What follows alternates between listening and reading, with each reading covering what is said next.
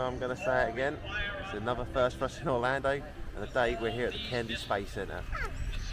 Tickets in hand, let's go in, check out this awesome complex. Finally, the space effort itself, while still in its infancy, has already created a great number of inventions.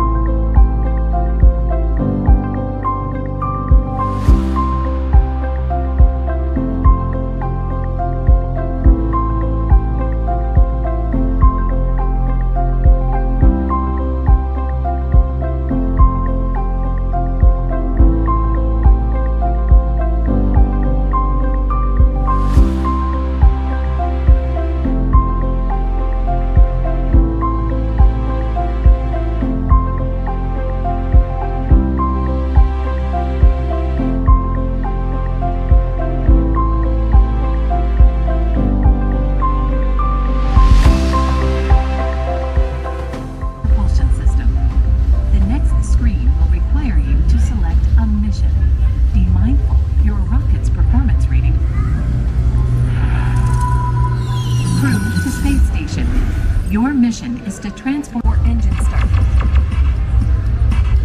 Starting engines. 5, 4, 3, 2, 1. Let's go.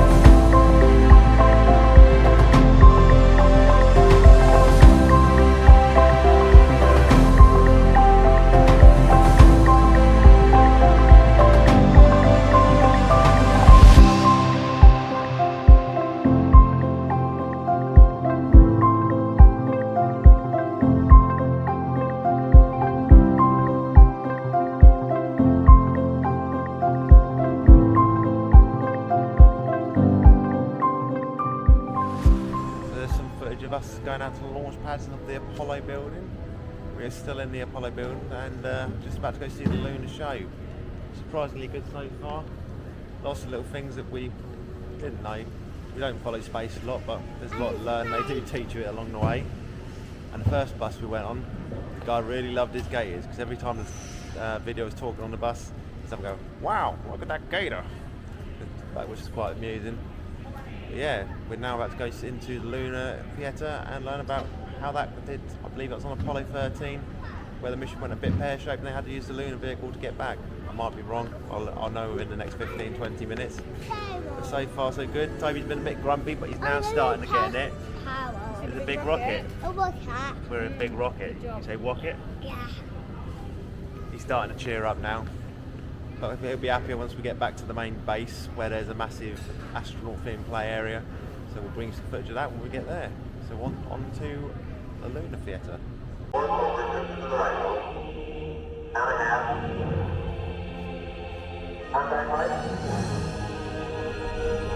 Okay, engine stop. Tranquility Base here. The Eagle has landed. Rocket Tranquility, we copy on the ground.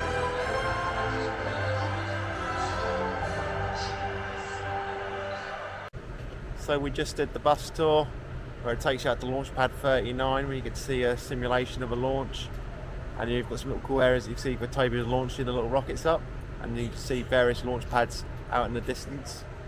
And then off they went to up the Apollo building where you learn about the story of the Apollo launches and how many attempts they made before they got to Apollo 13. And then like I said, we went to the Lunar Theatre in there, which told you didn't tell you the story of why they ended up on that, because you actually went into another part of that building with the artifacts from Apollo.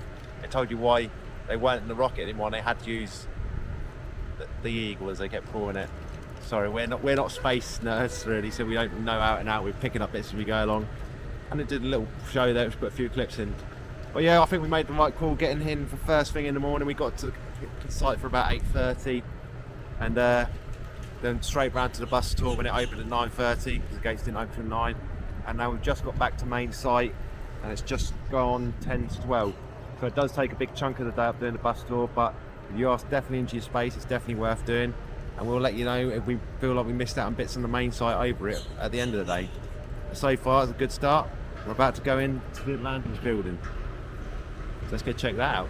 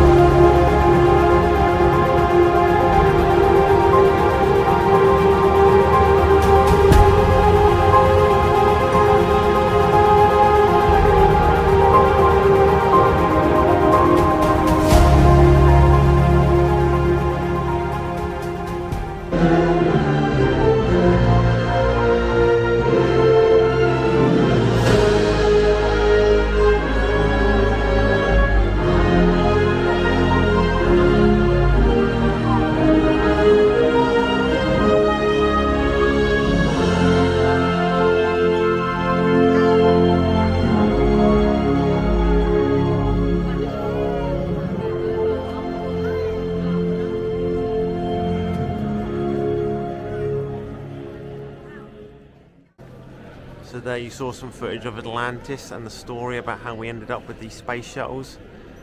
And the finish to that show was pretty awesome, how it went to a see-through curtain and then it lifted to actually reveal that it was the actual Atlantis space shuttle. Really amazing to learn how they made a rocket that they can reuse over and over. And if you look close, they were saying about foam tiles used for the heat entry. It's not actually got the same shell as a normal spacecraft would have.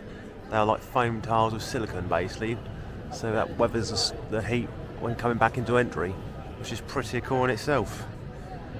So yeah, that's definitely probably the best interaction one we've done so far, and definitely one not to miss, guys.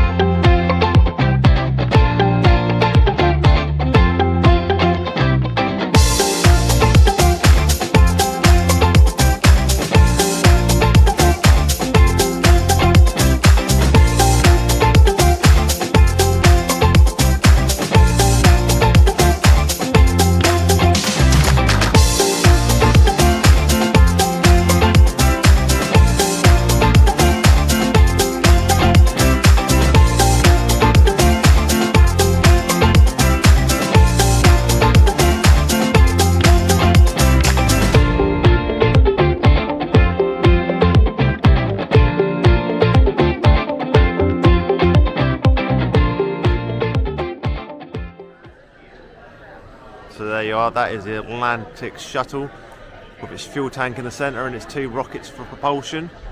It ditches the fuel tanks and the rockets after it gets into orbit, and the main bit on top is what they use to come back down like a normal aeroplane. Hannah's got a fact for you there. Please tell us your fact. It dumped the 2 rockets after 2 minutes. There you are. She was listening. To get into orbit, I think. By what that said. There you are. But that's not Hannah's fact of the day yet. Toby's having a whale of a time. He just saw we went down the big slide in the Atlantis Center, and he had a little drive of the rocket, and now he's smashing the chair up. You want to get on? Go on then. So I've been on the first simulator of the day, the shuttle launch experience in the Atlantis building. Really good simulator.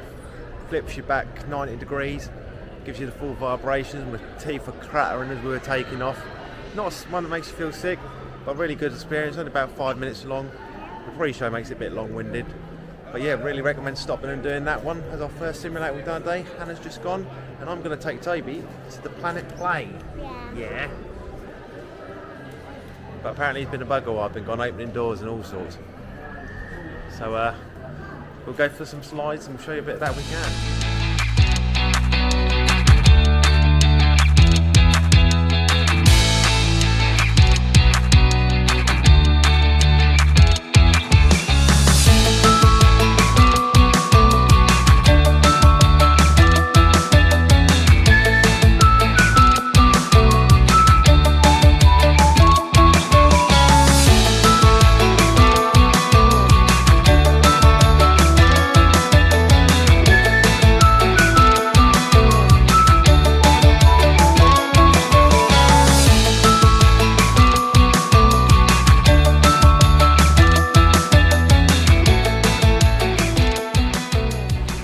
Fun in Planet Play there for Toby. Not quite what I expect from the vlogs I've seen, but still good. I don't think it was as big as what I thought it was expected to be, but Hannah thought it was massive. She's been for a ride on the shuttle experience. How was that? Made me feel a bit sick, to be fair. Hannah's not very good with simulators, and I kind of half anticipated that was going to be her response. So right, we'll go onwards and check a few more bits of this area out. We're just coming up to 1:30, so we'll see what else we can get squeezed in.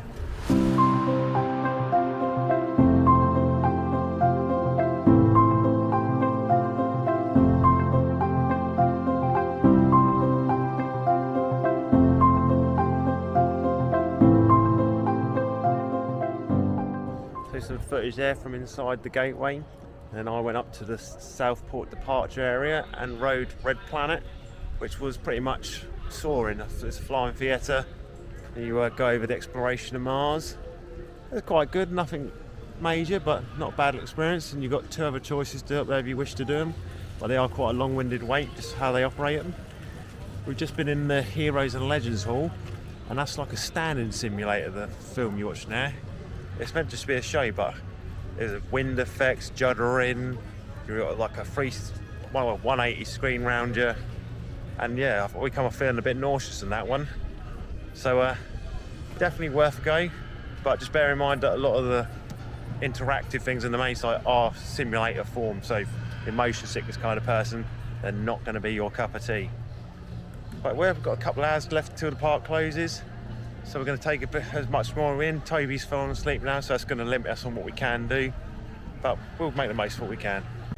So we've just been to Hyperdeck and watched one of the 40-minute long IMAX films they have on here. We've talked about various different experiments, shall we say, they're doing with other private companies like SpaceX, and how they're developing reusable rockets and all different forms of life and plans for Mars and beyond. And yeah, it's really informative. We're both starting to flag a little bit, so it's struggling to take some of it in. So it's coming up to 4 o'clock now. Yep, 10 to 4. I think we're going to start thinking about calling it a day. So we're in Toby's favourite part of the shop. Where are we, Toby? We're in the gift shop. And what's the one thing you want from the gift shop today? What you got? What is it? You want chocolate, didn't you? But that's let off lightly. They're $2 something for a small pack of M&Ms, which I don't understand why chocolate is extortionate here. Like I said in an earlier vlog, if an American would tell me why your chocolate is so expensive, let me know. So yeah, we'll show you a little bit of the gift shop, and then we'll probably head out.